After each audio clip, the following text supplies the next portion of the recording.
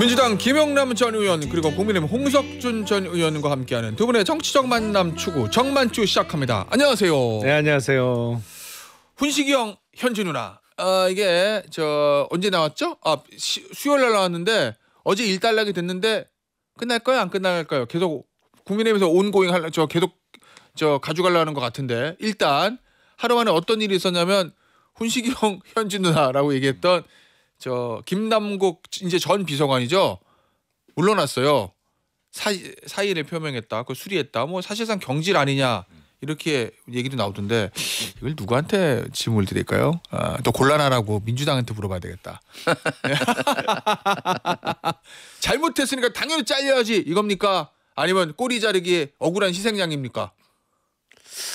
그러니까 내용으로 봐서 뭐 문진석 의원이 인사청탁을 한 건데 그 인사청탁을 전달하겠다는 의사를 표시했으니까 김남국 의원이 일단 잘못한 거죠. 그럼 잘못했으니까 당연히 잘려야 되는 거예요? 아니 그리고 뭐 본인이 사의를 표명하고 바로 수리가 됐으니까 네. 이른바 뭐 경질성 인사라고 네. 볼 수 있는 건데 네. 근데 진짜로 뭐 전달을 했는지도 확인 안 되는 거고 일단 당사자들로 지목된 강훈식 비서실장이나 뭐 김현지 부서실장이 펄쩍 뛰고 있잖아요. 예. 끝나는 거죠, 뭐 여기서. 말하기 힘드시죠? 네? 오늘 말씀하시기 힘드시죠? 아니 뭐 웃음으로 대신합니다. 자, 똑같은 질문을 네. 홍 의원님에게 희생양이에요? 아니면 당연히 잘려야 되는 거예요? 희생양이죠. 사실 사고는 문진석 의원이 졌고 네. 청탁 문자 보내는 것이 이제 들통난 건 문진석 의원인데 결국은 이제 뭐 잘리는 거는 뭐 김남국 비서관이 잘렸으니까 예. 김남국 비서관 입장에서 보면 정말 억울하죠. 근데 네. 지금 대통령실에서 이거를 좀 듣고 가자니 굉장히 좀 파장이 크죠. 왜냐하면 김현지 비서관이 지난 국정감사 때 사실은 굉장히 좀 시끄러우면서까지 출석을 하지 않아서 겨우 이제 좀 잊혀지나 싶었는데 다시 국민들의 기억 속으로 다시 되살렸지 않습니까? 그런데 예. 이걸 가만 보면 야 김현지가 세긴 세구나 이렇게 느낄 수밖에 없는 게 이 자리 즉 자동차협회 회장이 공공기관이 아닙니다.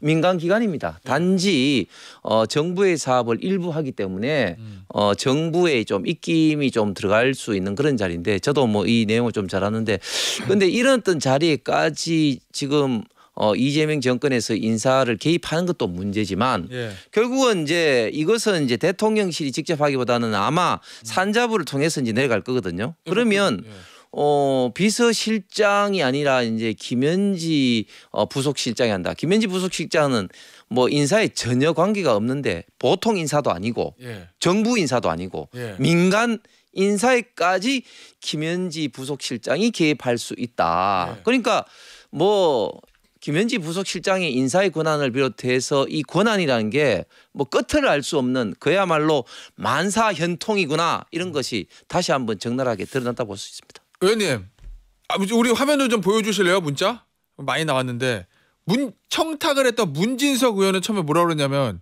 야 아우야 강훈식 비서실장은 내가 부탁하면 안 되니까 내가 부탁하면 안 들어줄 거니까 강 실장이 네가 좀 추천 좀 해줘.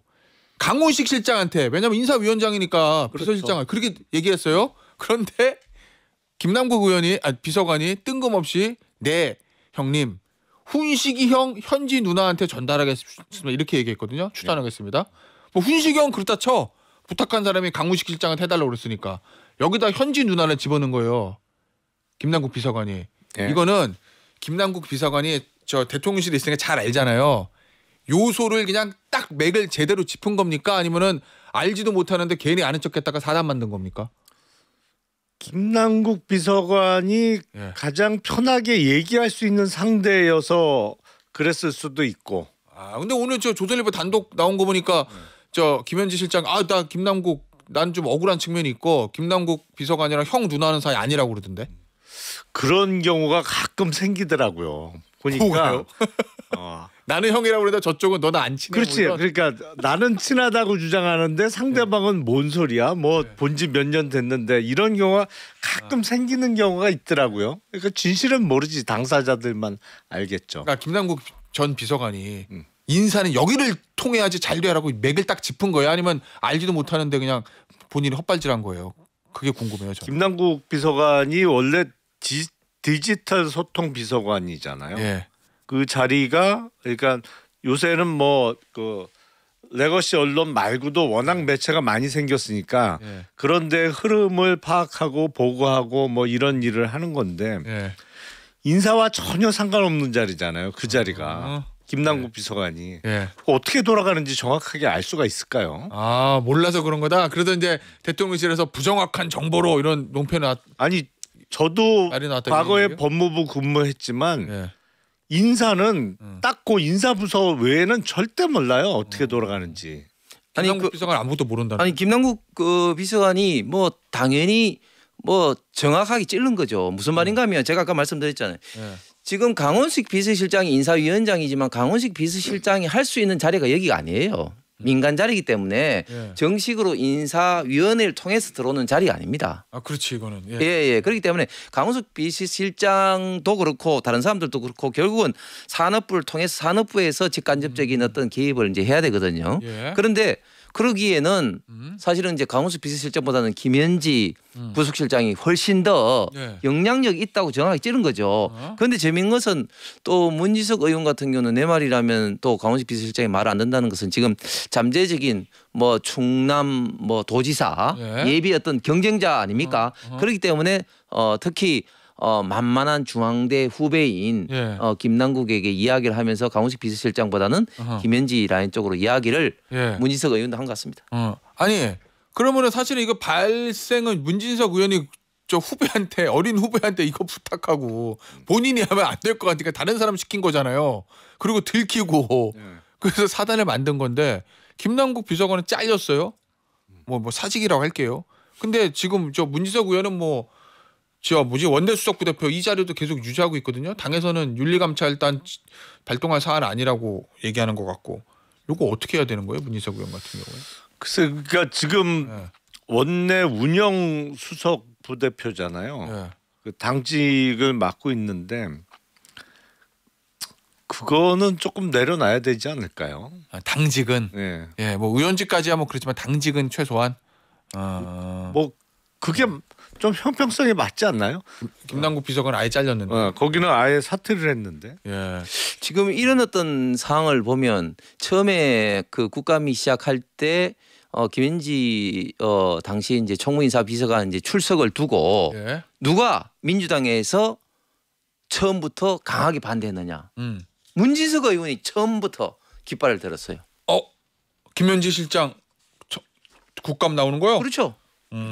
그래서 이제 지금 와서 생각해 보니까 문진석 실장이 왜 그렇게 처음부터 과민하게 대응했느냐 하는 게 좀 이해가 되고 당연히 이 정도 사건이 발생하면은 지금 문진석 의원이 운영 수석 지금 수석이 두 사람 아닙니까? 운영 그러니까 원내 수석 중에서 운영 수석인데 사퇴를 해야 되는데 아마 이재명 대통령도 바라지 않을 겁니다. 왜냐하면 지금 정청래 이런 당 대표를 견제하기 위해서 지금 김병기 원내 대표가 하기에는 좀 벅차다. 결국은 지금 가장 어떻게 보면 이재명 대통령 입장에서 믿을 만한 원내 인사는 문진석 의원이다 이런 어떤 생각을 갖고 있기 때문에 아마 당직을 내려놓게 하지는 않을 거다 생각합니다. 그 당내 또 그런 또 역학관계가 있네요. 야, 알겠습니다. 저 민주당의 강두구 의원이 페이스북에 글을 올렸는데 이런 표현이 있어요. 4일 새벽에 김남국 전 비서관이 문자를 보냈답니다. 강두구 의원에게. 거기 이렇게 돼 있대요. 뜬 눈으로 잠을 한숨도 못 잤다. 의원일 때는 혼자 감내하면 되니까 마음이 편했는데 지금은 대통령께 부담을 드리는 것 같아서 마음이 너무 무겁다. 뭐 이렇게. 그래서 강두구 의원은 김남국은 그런 사람이고 세상이 그에게 돌을 던지면 저도 함께 맞겠다. 뭐 이렇게 얘기를 했다는. 어쨌든 제가 잘렸다라고 좀 쉽게 말씀을 드렸는데 공식적으로는 사직 의사를 표현하고 그렇죠. 그다음에 대통령실에서 수리했다. 예, 이런 얘기. 사실상 경질 아니냐 이런 건 이제 언론의 해석인 거고 어쨌든 형식은 사직과 수리라는 거 이렇게 말씀을 드릴게요. 근데 언론이 규정 잡힌 시사 그거를 쓰면서 바로 수리했다. 꼭 그렇게 쓰더라고요. 항상 그렇죠. 어느 정부든지 어느 기관에 이런 일이 있으면 그렇게 쓰죠. 예, 알겠습니다. 야당은 이거 어떻게 핸들해야 한다는 거야 앞으로? 지금 이 문제는 그냥 네. 단순한 문제가 아닌 게 결국은 김현지 부속실장이 전혀 예. 권한도 없음에도 불구하고 광범위한 인사에 지금 개입하고 있다. 예. 그래서 인사농단이고 국정농단이다. 단지 김현지 부속실장이 인사만 개입하겠느냐. 잘하신 지금 이재명 대통령이 변호사 시절부터 해서 성남시장, 경기도지사, 국회의원 시절까지 가장 중요한 역할을 한 실무자가 김현지 부속실장인 상황에서 인사뿐만 아니라 다른 것도 개입할 가능성이 굉장히 많기 때문에 이 문제는 특검하든 국정조사를 하든 좀 밝혀야 된다. 이런 어떤 입장입니다. 이건 근데 침소봉대예요. 지금 그래요? 김현지 실장이 개입한 인사 사례를 좀 들어보세요. 뭐가 있는지. 없잖아요. 근데 왜 많죠? 뭐가 있어요? 아니 확정적인 아니지만 뭐 산림청장 문제라든지 또 강선우 여가부 장관 후보자 낙마할 때 본인이 직접 전화를 걸었다든지 지금 드러난 것만 해도 굉장히 있죠. 그거야. 장관 후보자에게 무슨 전화를 했는지 안 했는지 모르겠습니다만 그거는 의중을 전달하는 일종의 대리인 내지는 사자의 입장인 것이고 결국 이게 뭐 사실은 뭐 일단 뭐 수사까지는 갈 건 아니니까 갈 수가 없죠. 아니니까 이게 뭐 완벽한 사실관계가 드러날 수는 없는데 야당 입장에서는 그거잖아요. 아닌 때 굴뚝에 연기나겠냐? 왜 자꾸 그쪽에서 말이 나와? 요 얘기거든요. 근데 의원님 야당에서 특별감찰관 만들려고 그러잖아요. 사실 이게 뭐 윤석열 정부하고 문재인 정부도 만들진 않았어요. 임명이 안 했어요. 하겠다 하고 뭐 민주당 정부, 국민의힘 정부 다 한 번씩 그렇게 얘기했는데 이번에 만약에 이재명 대통령이 특별감찰관 임명하면 그러면 야당이 앞으로 김현지 실장에 대해서 뭐라고 못 그럴 수 있는 거 아니에요? 왜냐면 그러면 대통령이 야 특별감찰관을 다 감시하고 있는데 무슨 저 전횡을 저지른다는 거야? 뭐 이렇게 방역할 수 있잖아요. 그럼 만들면 임명하면 안 돼요? 아니요. 임명하겠죠. 저는 할 거라고 봐요. 근데 지난 8년 동안 다 하겠죠. 그런데 안 해가지고. 아니 근데 지금 6개월도 안 됐잖아요. 아직 지켜보자. 시작한 지가. 예. 알겠습니다. 자 지켜보자로 정리. 야당 얘기해 보겠습니다. 국민의힘 최고위에서 장동국 대표가 어제 보니까 사실은 어제 최고위에서 수요일 날 비상계엄 때 사과 안 했어요.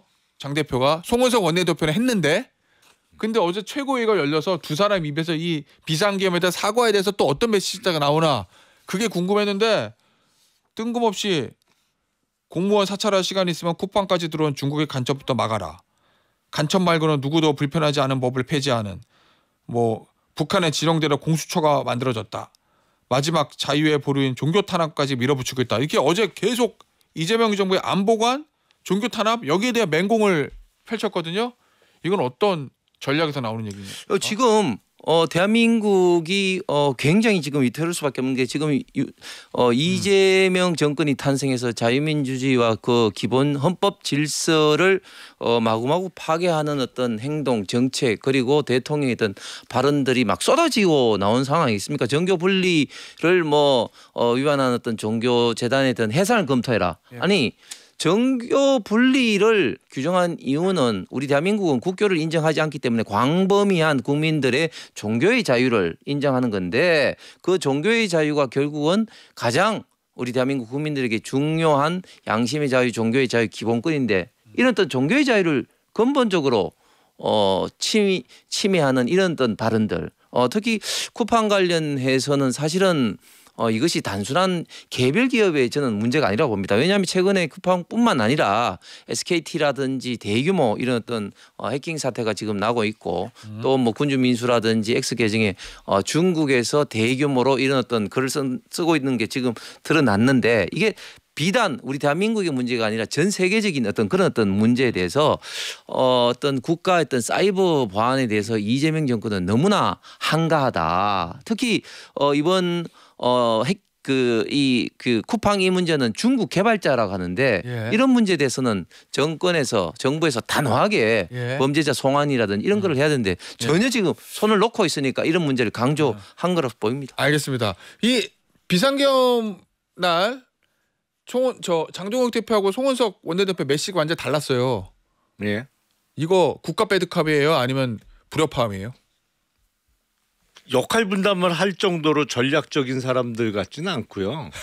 요새 장동혁 대표 보면 그냥 체중 좀 덜 나가는 윤석열이에요. 그러니까 말 그대로 리틀 윤석열이에요. 예. 말하는 게 너무너무 똑같아요.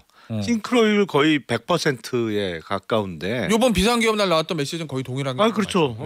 이름만 가리면 도대체 어떤 게 누구 얘기인지 구분하기가 어려울 정도로 그냥 똑같은 얘기를 반복하고 있는데. 예. 아니 지금 내란으로 구속되어 있고 재판받고 또 더군다나 탄핵된 사람의 얘기를 똑같이 반복한다는 게 글쎄 장동혁 대표가 그 정치인으로서 기본적인 자질을 갖추고 있는가라는 의문을 제기할 수밖에 없는 것이고 통일교와 관련해서는 일본에서 이미 해산 명령이 내려왔잖아요. 그러니까 정교 분리에 대해서 그런 식으로 교인들을 집단으로 입당시키고 뭐 그래서 당내 경선이나 투표에 그 개입하려고 하면 그 해산 대상이 될 수 있는 거죠. 그러니까 지금 억지를 부리면 안 돼요. 정치하는 사람이. 근데 장동혁 대표는 너무 지나치게 지금 억지를 부리는데 윤석열하고 너무 똑같은 억지를 부린다. 놀랍다 정말. 그렇게 생각됩니다. 예. 오늘 중앙일보에 기사가 하나 실렸어요. 일종 분석 기사. 제목이 뭐냐면 장 대표 대체 누구와 상의해요? 당서도 고립 장동혁 마이웨이 이런 게인데 기사 내용은 장동혁 대표가 당내 의원들 다수와는 고립돼 있다는 얘기가 나온다. 뭐 이런 겁니다. 사실이에요?